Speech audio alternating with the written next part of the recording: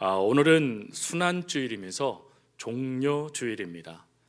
종려주일이란 예수님께서 예루살렘 성에 입성하실 때 오늘 본문의 말씀처럼 사람들이 예수님을 환영한다라는 뜻으로 종려나무 가지를 흔든 데에서 유래된 절기가 바로 종려주일입니다. 오늘 그 종려주일을 지키면서 오늘 본문 말씀을 통하여 하나님께서 저희들에게 주시는 은혜를 함께 나누기를 원합니다. 오늘 본문 말씀에 병행 구절인 사복음서 말씀들이 있습니다. 마태복음 21장, 누가복음 19장, 요한복음 12장이 바로 병행 구절들입니다. 그 병행 구절들을 살펴보면 예수님께서 예루살렘 성에 입성하시게 되어졌을 때 네 부류의 사람들이 등장하는 것을 볼 수 있습니다. 먼저 첫 번째 사람은 환호하는 무리들입니다. 이 환호하는 무리들은 목적이 있었습니다. 그 목적은 바로 정치적인 왕, 정치적인 예수님을 목적하며 기대하고 있었죠. 이 당시에 로마의 압제에서 해방해 주실 해방자로 예수님을 맞이하고 있는 무리들이었습니다. 그리고 두 번째 무리들이 나타나는데 바로 예수님에 대하여 관심도 없었던 예루살렘 주민들입니다. 보통 우리가 생각할 때 예수님께서 예루살렘 성에 입성하실 때 온 성이 들떠서 마치 개선장군이 들어오는 것처럼 모든 주민들이 축하해 주었을 것이다 라고 생각합니다. 그러나 성경의 증언은 다릅니다. 오히려 예루살렘 주민들은 예수님이 예루살렘 성에 입성하는 그 모습에 관심도 갖지 않았다라는 것입니다. 특별히 이 부분에 대하여 마가복음 말씀들을 살펴보면 예수님께서 예루살렘 성에 입성하신 후 무슨 연설을 하신다던가 사람들을 동요해서 무슨 역사를 이루신다는 말씀은 전혀 없고 단지 조용하게 예루살렘 성전을 방문하신 후에 그리고는 예루살렘을 벗어나셨다라고만 기록되고 있기 때문입니다. 즉 이 모습을 통하여 신학자들은 이 당시에 많은 무리들, 물론 예수님을 따르는 무리들이 있었지만 대부분 예루살렘 사람들은 예수님을, 특별히 갈릴리 촌사람이신 예수님에 대하여 관심도 두지 않고 있었다라고 증언합니다. 그리고 세 번째 부류의 사람들이 종교 지도자들입니다. 사실 예루살렘 주민들이 무관심한 것도 중요한 모습이겠지만 오히려 종교 지도자들의 모습은 더 우리들에게 중요한 모습으로 다가옵니다.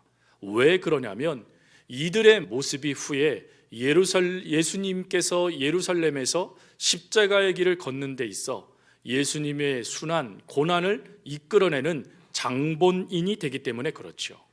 사실 이들이 예수님을 그토록 증오했던 이유는 예수님께서 하나님의 아들이라고 신성 모독을 했기 때문이 아닙니다.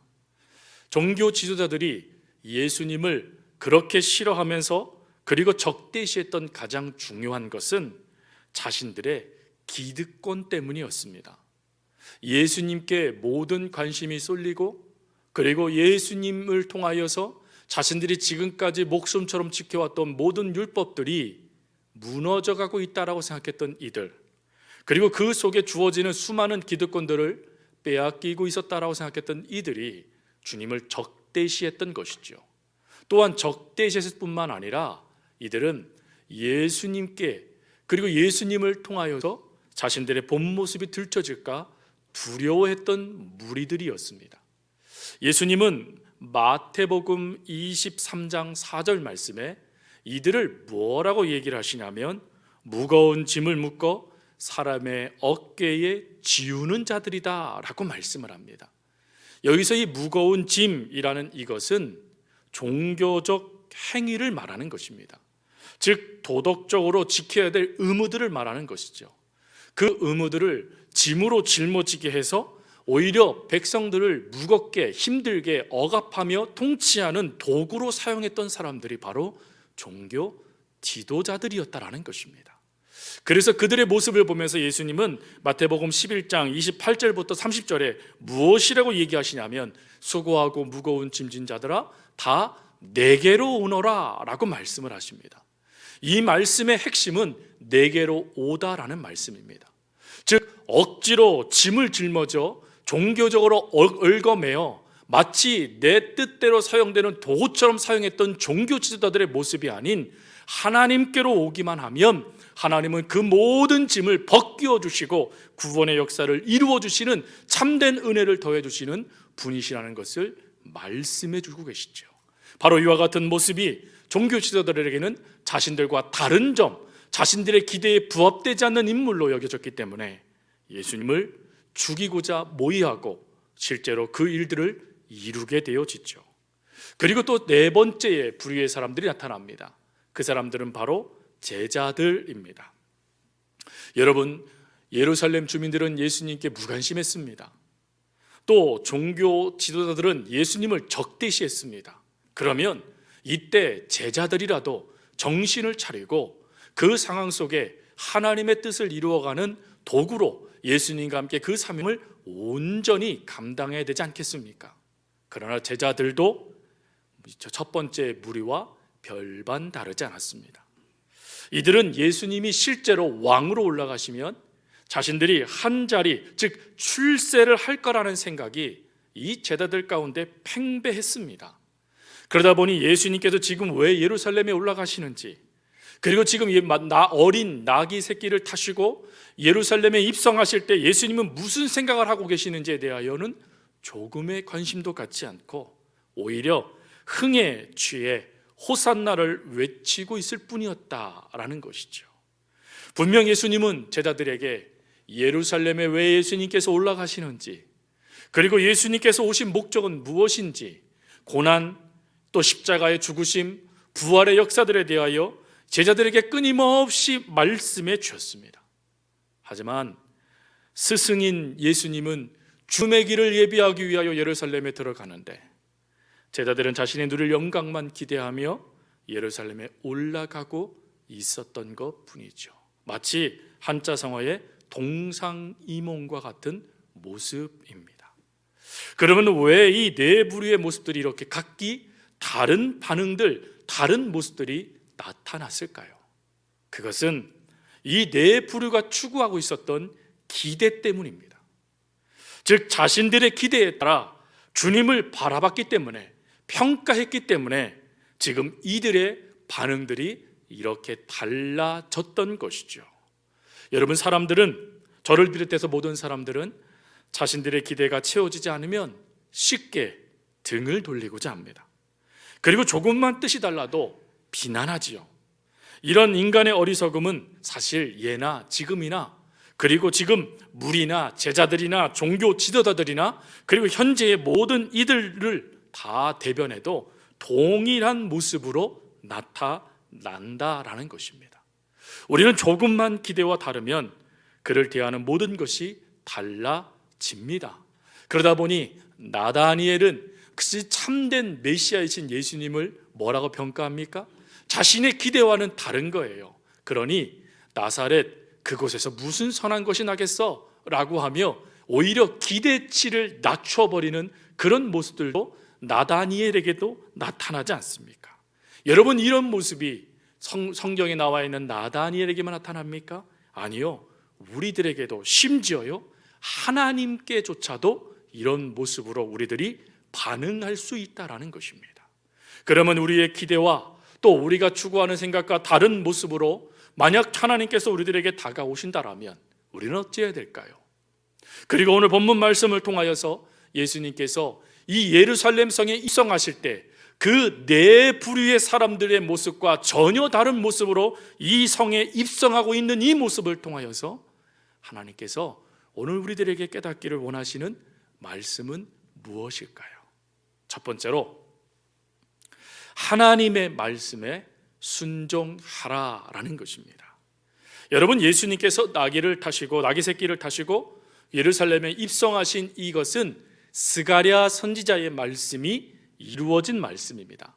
스가랴서 9장 9절 말씀입니다. 스가랴서 9장 9절 말씀 우리 같이 한번 봉독하겠습니다. 시온에 따라 그게 기뻐할지어다, 예루살렘에 따라 즐거이 부를지어다. 보라, 내 왕이 내게 임하시나니 그는 공의로우시며 구원을 베푸시며 겸손하여서 나귀를 타시나니 나귀의 작은 것 곧 나귀 새끼니라. 아멘. 여러분, 여기서요 스가랴는 뭐라고 예수님에 대해서 예언하고 있냐면, 나귀 새끼를 타셨기 때문에 예수님은 겸손하신 분이시다라고 말씀하고 계신다라는 것입니다. 그런데 여기서 의문점이 듭니다. 그것이 무엇이냐면, 단지 나귀 새끼만 타면 그러면 겸손한 것인가? 라는 것입니다. 물론 예수님은 하나님이십니다. 하나님이신 분이 인간의 몸을 입으신 것도 겸손의 모습이고, 그리고 종처럼 낮아지신 것도 겸손의 모습이십니다. 그리고 나귀 새끼를 타시고 예루살렘에 이렇게 들어온 것도 참 겸손의 모습이기도 합니다. 그러나 오늘 이 스가랴서 말씀을 통하여, 그리고 오늘 예수님의 이 모습을 통하여 하나님이 오늘 우리들에게 깨닫기를 원하시는 것은 무엇이냐면, 나귀 새끼를 타셨던 예수님이 그렇게 하셨던 모습, 즉 예수님이 왜 나귀 새끼를 타셨는가 하는 것입니다. 그것은 하나님의 말씀에 순종하시기 위하여서, 즉 자신의 생각보다 하나님의 뜻을 우선시하시기 위하여서, 그것을 삶으로 보여주기 위하여서 예수님이 지금 나귀 새끼를 타시고 예루살렘 성 안으로 들어오고 계시는 것입니다. 여러분, 진짜 겸손은 무엇입니까? 겸허하게 말을 하고 그리고 자신을 낮추는 것이 겸손입니까? 아니요. 성경에서 말씀하시는 겸손은 이런 뜻을 갖고 있습니다.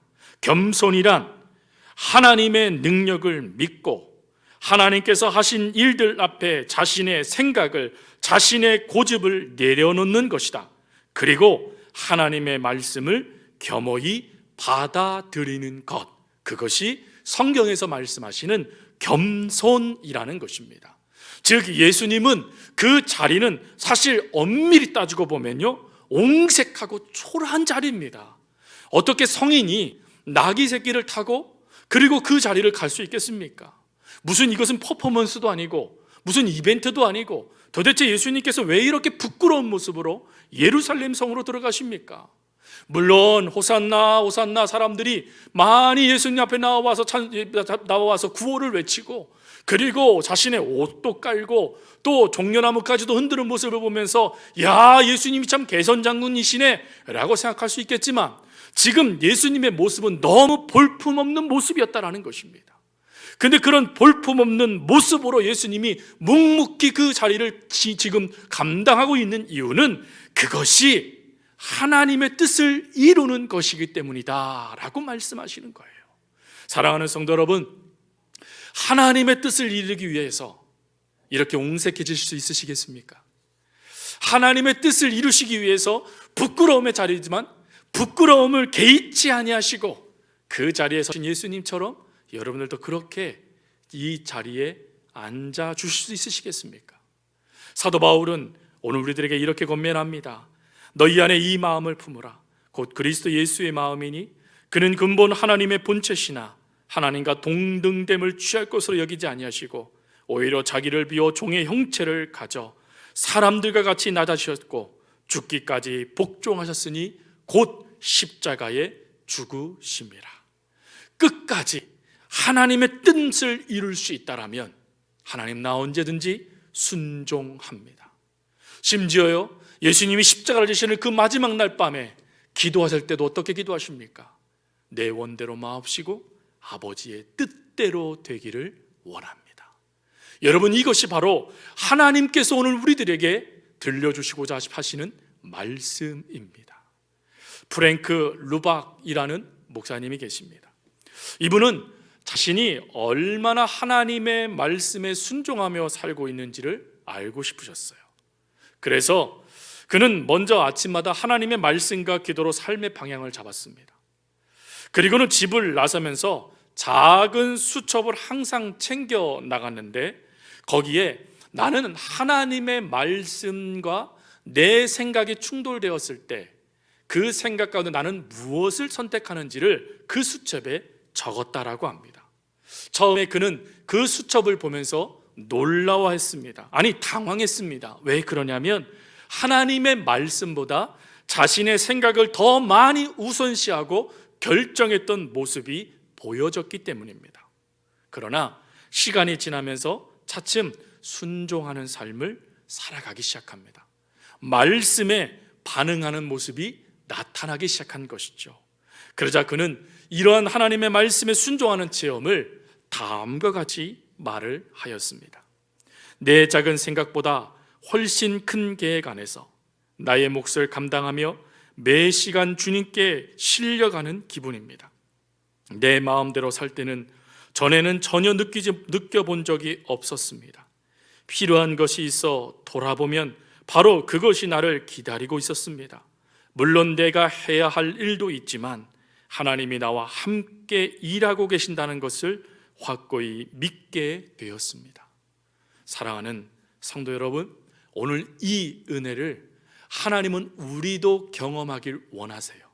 그래서 이 경험을 하기 위하여서 하나님의 말씀에 순종하시는, 그리하여 어린 나귀 새끼도 타시고 예루살렘으로 들어가신 예수님을 저희들에게 말씀해 주고 계시는 것입니다. 하나님의 말씀에 순종함으로 오늘 그 기쁨을 누려갈 수 있는, 하나님의 뜻을 이루어감으로 언제나 하나님의 은혜 안에 거할 수 있는 우리 사랑하는 성도님들 될 수 있기를 바랍니다. 그리고 두 번째로 화평의 은혜를 경험해라 라는 것입니다. 이 화평의 은혜에 대하여 스가랴서 9장 10절 말씀은 다음과 같이 말씀합니다. 내가 에브라임의 병거와 예루살렘의 말을 끊겠고 전쟁하는 활도 끊으리니 그가 이방 사람들에게 화평을 전할 것이요 그의 통치는 바다에서 바다까지 이르고 유브라데 강에서 땅끝까지 이르리라. 아멘. 여기서 이 그가라는 이것은 바로 예수님을 말씀합니다. 즉 예수님께서 전쟁 무기를 사용하여 이 세상을 정복하시는 것이 아니라 화평으로 이 세상을 통치하신다라고 말씀하고 계시죠. 즉 예수님께서 이 땅에 오신 목적은 이 땅의 모든 것들을 진멸해버리고 멸해버리고 없애버리고자 하시는 것이 아니라 하나님의 참된 샬롬의 복을 주시기 위하여서 그 샬롬의 은혜를 모든 사람들이 경험하기 위하여서 오신 분이시다라고 말씀하고 계시는 겁니다. 그러면 여러분, 화평이 뭘까요? 화평이란 단지 예수님을 믿으면 마음이 평안해지는 것일까요? 아닙니다. 그것보다 근본적으로 하나님과의 관계의 회복을 말하는 것입니다. 즉 깨어졌던 관계가 다시금 회복되어지는 것, 그것이 화평이라는 것이죠. 첫사람 아담의 불순종으로 말미암아 여러분, 우리 인간은 태어날 때부터 하나님과 단절된 상태였습니다. 그 결과 인간은 죄악된 삶을 살아갈 수밖에 없었고 자기 뜻대로 되지 않는 상황 가운데, 현실 가운데 낙담하고 불평하고 원망하고 다투고 갈등하며 살아갔던 것이 바로 저희들의 모습입니다. 그러나 예수님은 이러한 문제를 해결하기 위해서 하나님의 관계를 다시 한번 회복하여 하나님의 뜻을 온전히 이루시기 위해서 오늘 이 땅에 오시고 지금 그 십자가의 길, 회복의 길을 걸어가고 계시는 것입니다. 여러분, 하나님과의 관계가 회복된 사람들은 자신의 능력과 자신의 지혜로 살아가는 사람들이 아닙니다. 하나님의 관계가 회복된 사람들은 하나님의 관계를 통하여 주어진 능력과 지혜로 살아가는 사람들이죠. 그러다 보니 이러한 사람들에게는 두 가지의 화평의 열매가 맺혀지게 됩니다. 첫 번째 화평의 열매는 무엇이냐면 하나님과 나 사이의 화평은 나와 다른 사람의 관계 가운데도 나타난다라는 것입니다. 즉 이웃과의 관계 속에서도 이 화평의 열매가 맺혀진다라는 것입니다. 창세기 21장에 가보면 아브라함의 이야기가 나옵니다. 아브라함이 어느 날 아비멜렉의 종들이 아브라함이 판 우물을 메우는 일들이 발생됩니다. 그리고는 빼앗아 버려요. 여러분, 보통 우리 같은 경우는 아예 그 정도 물 또 파면 되지 생각하겠지만 중동 지역에서는 이것은 생명입니다. 지금 이들의 생명의 위협을 받은 거예요. 여러분, 어느 누구나 다 생명의 위협을 받으면 목숨을 걸고 그걸 지키려고 하지 않겠습니까? 그런데 아브라함은 그 문제를 평화적으로 해결해 가고 있더라라는 것입니다. 가만히 기다리고 있다가 아비멜렉이 찾아왔을 때 보상금을 요구하는 것이 아니라 오히려 값을 치르며 우물을 자신의 것으로 확정짓는 맹세를 하고 있습니다. 또 그의 아들 이삭은 어떻습니까? 그럴 사람들에게 2번이나 우물이 빼앗깁니다. 2번이나 생명의 위협을 당한 것입니다. 여러분, 그럼에도 불구하고 이삭이 그들과 다투지 않습니다. 오히려 3번째 우물을 파지 않습니까? 그리고 그 우물을 팔 때 더 이상 분쟁이 되지 않자 그는 이렇게 말합니다. 하나님께서 넓은 장소를 허락하셨구나, 르호봇이라고 하면서 그곳에서 오히려 하나님을 찬양하는 모습이 이삭에게 나타났다라는 것입니다. 여러분, 아브라함과 이삭이 어떻게 이렇게 반응할 수 있었습니까? 바로 하나님이 주시는 화평 때문입니다. 저는 이것을 은혜 받은 사람의 모습이라고도 말씀드리고 싶습니다. 예전에도 말씀드렸지만 제가 하나님의 은혜가 충만했을 때는요, 운전대를 잡으면 찬송이 나옵니다. 운전대를 잡으면 기쁩니다. 그런데 이 하나님의 은혜가 단절되면요, 그것이 내 입에서 사라져서 버릴 뿐만 아니라 모든 생각이요, 나 중심으로 들어갑니다. 그러다 보니 상대방이 운전하는 모습을 보며 불평하더라고요. 은혜가 있을 때는 뭐든지 이해됩니다.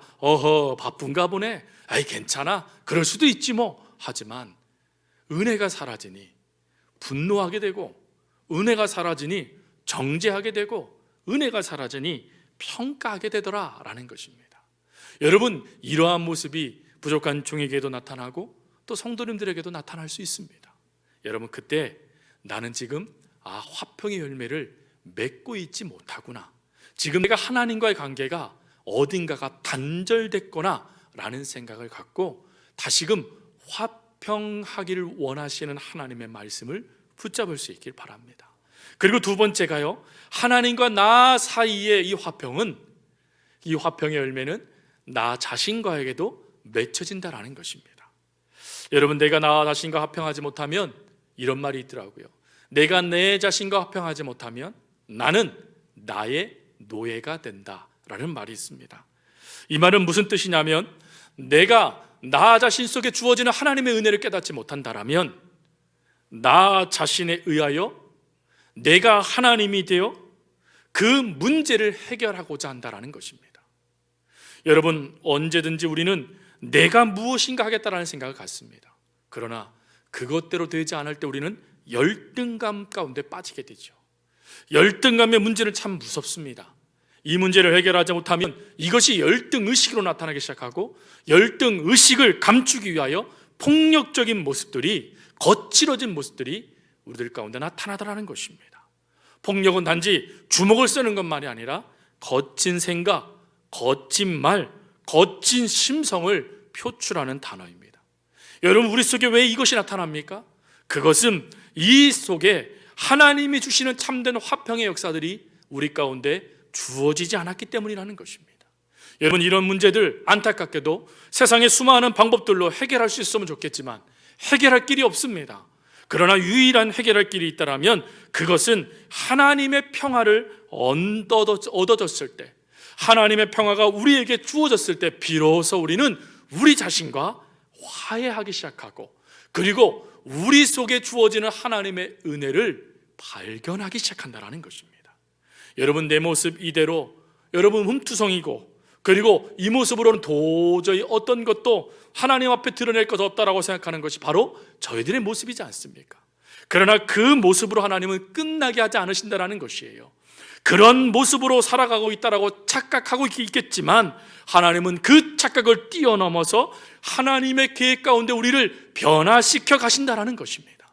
여러분, 이러한 변화를 어느 분이 이렇게 말하더라고요. 언젠가 나도 깜짝 놀라는 일들이라고 말이죠.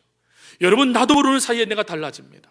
나도 모르는 사이에 내 모습들이 사라져버립니다. 비난과 조롱과 사람들에게 멸시를 당했던 내 모습은 사라지고 존경의 모습, 칭찬의 모습, 인정의 모습들이 내 안에 나타나기 시작한다는 거예요.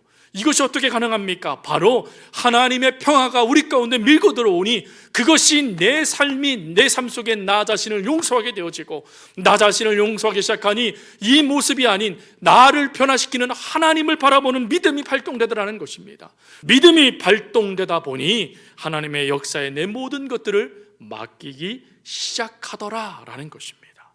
여러분, 이러한 모습들은 초기 기독교의 초기 교회 기독교 공동체에게도 주어졌던 모습입니다. 사실 초기 기독교 공동체는 볼품 없었습니다. 물론 우리들에게는 지금 초대교회로 돌아가자라는 평가를 하고 있고, 그리고 초대교회 신앙을 우리가 회복하자라고 말하지만, 사실 처음에 초대교회는 볼품 없었던 존재들이었습니다. 아니, 흙투성이었던 사람들이었습니다. 예수님이 십자가에서 달려 돌아가시자 이들은 혼비백산하며 도망갔던 사람들이었습니다. 이들은 자신이 따르던 스승이 죽임을 당했다라는 모습을 보자 이들은 그 속에 하나님의 인류 구원의 역사, 그것도 잊어버리고 자신 한 사람 생명 구원하겠다라고 자신의 자리로 도망가 버렸던 사람, 고향으로 흩어졌던 사람들, 숨어 지냈던 사람들이었습니다. 이런 사람들의 모습을 보면 무슨 하나님의 계획이 있겠습니까? 그런데 놀라운 것은 이러한 모습의 사람들이 후에 하나님의 복음을 증거하는 자들이 됐다라는 것입니다. 어떻게 이게 가능했습니까? 바로 하나님의 샬롬의 평화 때문이었습니다. 예수님이 이들 가운데 나타나셔서 제일 먼저 하신 말씀이 무엇입니까? 샬롬, 너희에게 평화가 있을지어다. 지금 이들이 놓치고 있었던 것은 하나님과의 관계라는 것입니다. 그래서 그 관계가 회복되어야지만 이러한 볼품없고 이러한 어둠 속에 있는 모습들이 벗어나 하나님께서 원하시는 참된 모습으로 달라질 수 있다는 것입니다. 여러분, 이것을 깨닫게 하기 위해서 예수님은요, 공생의 모든 것을 마치고 또 십자가의 모든 사명을 감당하신 이후에 제자들과 함께 계시는 그 기간 동안 예수님이 누구신지, 왜 예수님을 믿어야 되는지, 예수님 안에 살아간다는 것이 또한 무엇인지, 나를 온전히 믿는 하나님을 믿는다는 것을, 믿음 가운데 반응한다는 것이 무엇인지를 깨닫는 훈련의 자리, 훈련의 역사를 하나님은 허락하세요. 그리고 그 허락 가운데 이들은 자신들의 모습을 믿어주고 계셨던 주님의 말씀을, 사랑을 깨닫게 되어집니다. 비로소 하나님의 은혜를 깨닫고, 나 같은 자도 하나님 은혜 안에 있으면 나 하나님 일을 감당할 수 있겠구나 라는 믿음의 결단을 내려 오늘 우리에게까지 주의 복음이 전파되게 된 것이다 라는 것입니다. 사랑하는 성도 여러분, 이 말씀을 묵상하다 보니 한 찬송이 떠오르더라고요. 여러분, 나 자신을 용서하고 내도 내 삶 가운데 하나님께서 나에게 허락하실 은혜가 있다라는 걸 생각하고, 그리고는 이것을 묵상하며 하나님께 기도하다가 떠오른 찬송은 찬송가 301장입니다. 지금까지 지내온 것 주의 크신 은혜라. 한이 없는 주의 사랑 어찌 이루 말하라. 자나 깨나 주의 손이 항상 살펴주시고 모든 일을 주 안에서 형통하게 하시네. 여러분, 3절에 이런 찬송이 가사가 있어요. 주님 다시 배올 날이 날로 다가와 무거운 짐 주께 맡겨 벗을 날도 멀잖네. 나를 위해 예비하신 고향 집에 돌아가 아버지의 품 안에서 영원토록 살리라. 아멘. 여러분, 이렇게 될 수 있는 은혜가 무엇이라고요? 지금은 그것이 깨달아지지 않습니다. 지금은 그것이 뭔지도 모르겠어요. 아니, 예수 믿는다는 거 도대체 그게 무엇인지 알면 좋겠는데 잘 모르겠어요. 내가 아버지 뜻을 제대로 순종하고 있는가? 지금 잘 모르겠어요. 그러나 몰라도 된다라는 것입니다. 왜요? 나는 몰라도 하나님과의 관계만 온전하게 회복되어져 있으면 자나깨나 주의 손이 우리를 살펴주시고 험한 산길을 헤맬 때 주의 손이 우리를 굳게 잡아주시고, 그리고 하나님의 영원한 고향의 품이신 아버지 품 안에 갈 수 있도록 이끌어 주신다는 겁니다. 여러분, 이 은혜를 하나님은 오늘 우리들도 경험하길 원하세요. 그래서 이 은혜 가운데 우리들이 서게 하기 위하여서 이 은혜 가운데 우리들도 하나님 안에 온전히 거하기 위해서 주님은 나귀 새끼를 타시고 예루살렘 성에 입성하신 것입니다. 그러니 예수님의 이 모습을 보면서 여러분, 다른 것은 없습니다. 하나님의 이 은혜를 기억하며 주님의 이 놀라우신 하나님의 뜻에 순종하는 이 모습을 기억하며, 그리고 나에게 오늘도 화평 샬롬의 복을 주시고자 하시는 하나님의 은혜를 사모하며 오늘 이 한 주 주님과 함께 살아갈 수 있는 사랑하는 성도님들 되어줄 수 있기를 간절히 주님의 이름으로 부탁드립니다.